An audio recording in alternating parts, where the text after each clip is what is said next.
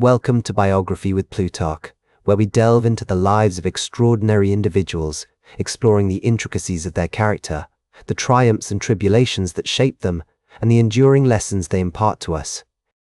Today, we embark on a fascinating journey through the life of Joan Crawford, a Hollywood legend whose name has become synonymous with glamour, talent, and unyielding determination. Born Lucille Fay Lesur on March 23, 1904, in San Antonio, Texas, Joan Crawford's early life was marked by hardship and upheaval. Her father, Thomas Lesur, was a laborer who struggled to provide for his family, working tirelessly in the scorching Texas heat to make ends meet. The smell of freshly cut grass and the sound of trains rumbling in the distance were familiar comforts in Lucille's early life, but they were often overshadowed by the tension that filled their small home. Her mother, Annabelle Johnson, was a laundry worker, toiling away for hours on end to wash and iron clothes for the local community. The couple's marriage was tumultuous, with arguments and raised voices a common occurrence in the Lesur household. They eventually separated when Lucille was just a toddler, leaving her feeling lost and uncertain about her place in the world. This instability would have a profound impact on the young girl's psyche, fostering a deep-seated insecurity that she would strive to overcome throughout her life. As a child, Lucille often felt like an outsider, watching as other families seemed to enjoy a sense of stability and security that eluded her own. She would later recall the pain of feeling like a burden to her mother, who was struggling to make ends meet on her own.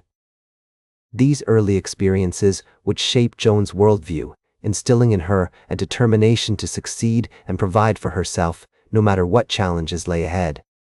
As a child, Lucille moved frequently with her mother and siblings, residing in various towns across Texas and Oklahoma. They lived in small, modest homes, often with relatives or family friends, as Annabelle sought to find steady work and a sense of community. These nomadic years instilled in Lucille a sense of resilience and adaptability, essential qualities that would serve her well in the cutthroat world of Hollywood. She learned to be resourceful, making do with what little they had, and to find comfort in the simple things, a beautiful sunset, a good book, or a warm conversation with a loved one. Despite the financial struggles they faced, Annabelle encouraged Lucille's early interest in dance and music, recognizing the therapeutic value of creative expression. She would often take Lucille to local theaters, where they would watch vaudeville performances and musicals, mesmerized by the talent and charisma on display. The young girl's eyes would light up as she watched the dancers spin and twirl across the stage, their costumes shimmering under the bright lights. These experiences sparked a passion in Lucille, and she began taking dance lessons at a local studio in Lawton, Oklahoma. Her instructor, a kind and patient woman named Mrs. Stevenson, saw great potential in the young girl and encouraged her to pursue her dreams. The family's economic situation improved somewhat when Annabelle married Henry Casson, the owner of a local dry goods store.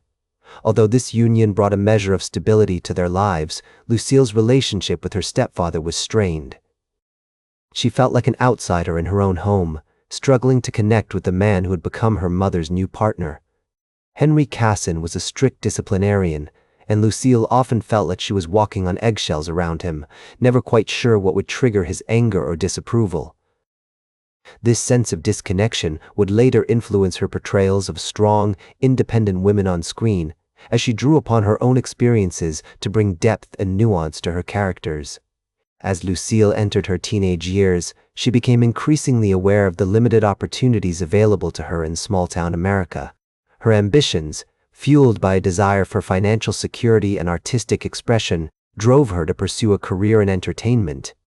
She devoured books on acting and dance, poring over photographs of her idols, including Mary Pickford and Charlie Chaplin.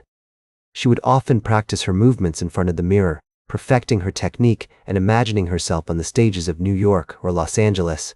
In 1922, at the age of 18, Lucille made the bold decision to move to Chicago to work as a chorus girl, adopting the stage name Joan Crawford. This marked the beginning of an extraordinary journey, one that would take her from the vaudeville stages of the Midwest to the glittering heights of Hollywood stardom.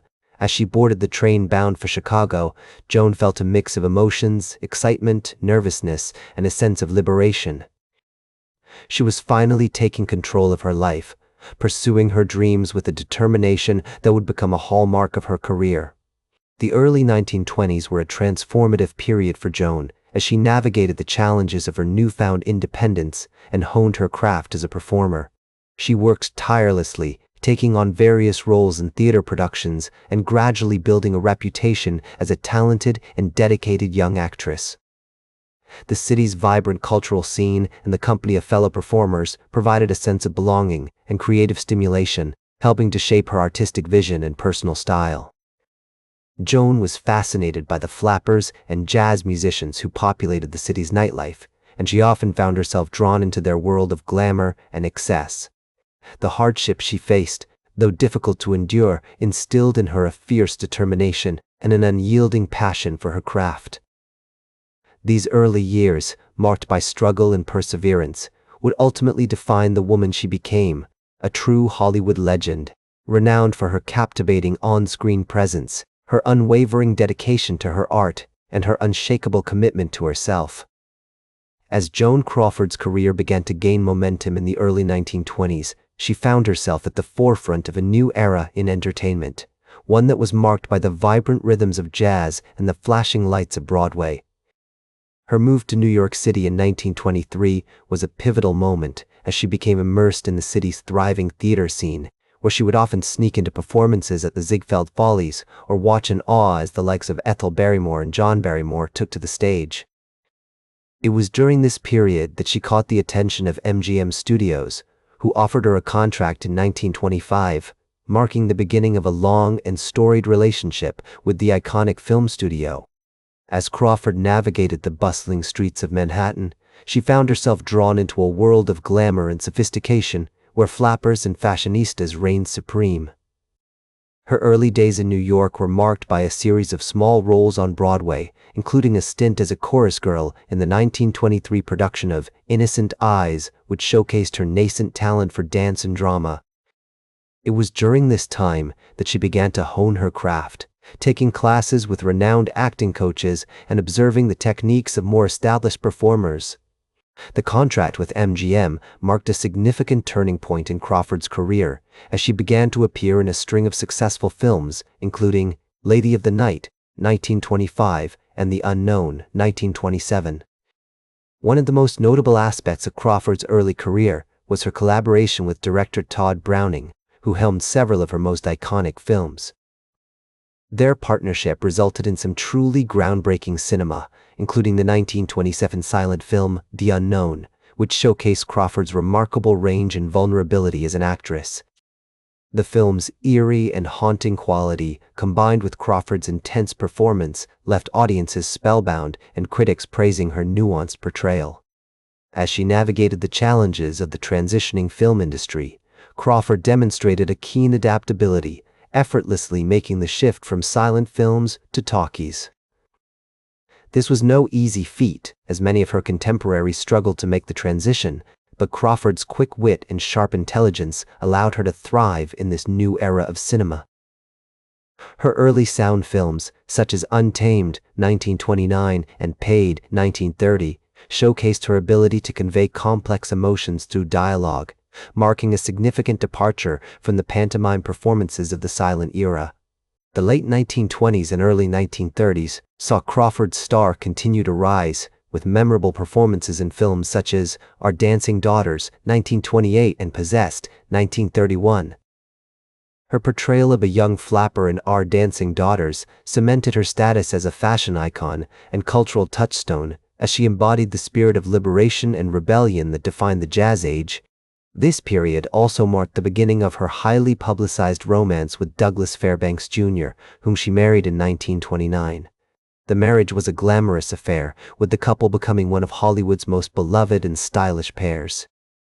However, behind the scenes, Crawford struggled to balance her personal life with the demands of her career, often finding herself torn between her devotion to her craft and her desire for domestic bliss. Crawford's professional trajectory during this time was marked by a series of savvy decisions, including her choice to work with esteemed directors such as Clarence Brown and George Cukor. Her collaboration with Cukor on the 1932 film Letty Linton resulted in one of her most iconic performances, showcasing her remarkable ability to convey complexity and depth on screen. The film's themes of love, loss, and identity resonated deeply with audiences, who saw in Crawford a kindred spirit, struggling to navigate the challenges of modern life. As she continued to push the boundaries of her craft, Crawford found herself at the forefront of a new wave of actresses who were redefining the role of women in Hollywood. Her contemporaries, including Greta Garbo and Norma Shearer, were also making waves in the industry, but Crawford's unique blend of vulnerability and strength set her apart from her peers. Her performances were marked by a sense of authenticity and emotional depth, which drew audiences into her world and made them invested in her characters' journeys. The mid-1930s saw Crawford's career reach new heights, with starring roles in films such as Sadie McKee, 1934, and No More Ladies, 1935. Her performance in Sadie McKee earned her a second Academy Award nomination, solidifying her position as one of the most respected and beloved actresses of her generation. This period also marked the beginning of her long-standing feud with Bette Davis, which would become one of the most infamous rivalries in Hollywood history. The tension between the two women was palpable, with each actress vying for dominance on screen and off. As Crawford's star continued to shine brightly, she found herself increasingly drawn into the glamorous world of old Hollywood, where she mingled with legendary figures such as Clark Gable and Carole Lombard. Her reputation as a devoted actress and consummate professional earned her the respect of her peers, who admired her tireless work ethic and unwavering dedication to her craft. With each new film, Crawford continued to push the boundaries of her artistry, exploring complex characters and nuanced storylines that captivated audiences and inspired her fellow performers. The late 1930s saw Crawford's career enter a new phase, as she began to take on more mature roles and explore themes of social justice and personal empowerment. Films such as Mannequin, 1937, and The Women, 1939, showcased her ability to convey complexity and nuance as she brought to life characters who were both flawed and fascinating. Her performances during this period were marked by a sense of depth and introspection, as she delved into the human condition and explored the intricacies of the female experience. As the 1940s unfolded like a rich tapestry, Joan Crawford's career continued to evolve, with a series of films that showcased her remarkable range and depth as an actress. Her performance in A Woman's Face, 1941, earned her critical acclaim, and she went on to star in a string of successful movies, including Reunion in France, 1942, and Above, Suspicion, 1943. During this period, Crawford also became increasingly involved in wartime efforts, using her platform to support the troops and promote patriotism. She would often visit military bases, attend Bond rallies, and participate in USO tours, bringing a touch of Hollywood glamour to the lives of servicemen and women. One notable anecdote from this era was her appearance at the Hollywood Canteen, a popular nightclub that provided entertainment for soldiers on leave. Crawford would often dance with the troops, sign autographs, and pose for photographs, spreading joy and boosting morale during a time of great uncertainty. Her dedication to the war effort earned her the respect and admiration of her peers, as well as the gratitude of the American public. As the decade drew to a close, Crawford's personal life underwent significant changes as she married Alfred Steele, a wealthy businessman, in 1955. She continued to act, however, appearing in films such as Sudden Fear, 1952, and Female on the Beach, 1955. Her performance in Whatever Happened to Baby Jane, 1962, opposite Bette Davis, marked a major comeback for Crawford, and she went on to appear in several more films before her retirement from acting in the late 1960s. The making of Whatever Happened to Baby Jane was a pivotal moment in Crawford's career, as it brought her together with her longtime rival, Bette Davis. The tension between the two actresses was palpable, but they managed to put aside their differences and deliver outstanding performances. The film's success can be attributed, in part, to the chemistry between Crawford and Davis, which added a layer of complexity to the already gripping storyline. As Crawford's life drew to a close, she remained a beloved and respected figure in Hollywood, known for her tireless work ethic, her dedication to her craft, and her unwavering commitment to her fans. In 1970, she was awarded a Lifetime Achievement Award by the Screen Actors Guild, and in 1973, she received a star on the Hollywood Walk of Fame. Crawford passed away on May 10, 1977, at the age of 72, leaving behind a legacy as one of the most enduring and iconic actresses of her generation. Her funeral was attended by many of her colleagues and friends, including Davis, who delivered a heartfelt eulogy. As the mourners paid their respects, they remembered Crawford not only for her remarkable career, but also for her generosity, her wit, and her unwavering passion for life. Her remarkable career, spanning over 4 decades, was marked by numerous triumphs and challenges, but through it all, she remained a true Hollywood legend. As she once said, "I think the most important thing a woman can have, next to talent of course, is her hairdresser." This witty remark captures the essence of Crawford's spirit, a blend of humor, intelligence, and determination that continues to inspire and delight audiences today. Today, Joan Crawford's legacy extends far beyond her impressive body of work. Her influence can be seen in countless actresses who have followed in her footsteps, from Meryl Streep to Lady Gaga, and her films continue to entertain and inspire new generations of moviegoers. As we celebrate her life and career, we honor not only her remarkable accomplishments, but also the timeless magic of Hollywood itself.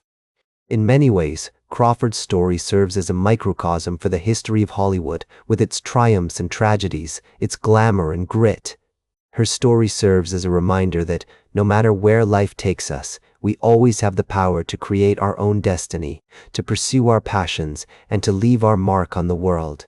That's all for today's Biography with Plutarch. Remember to like, share, and subscribe.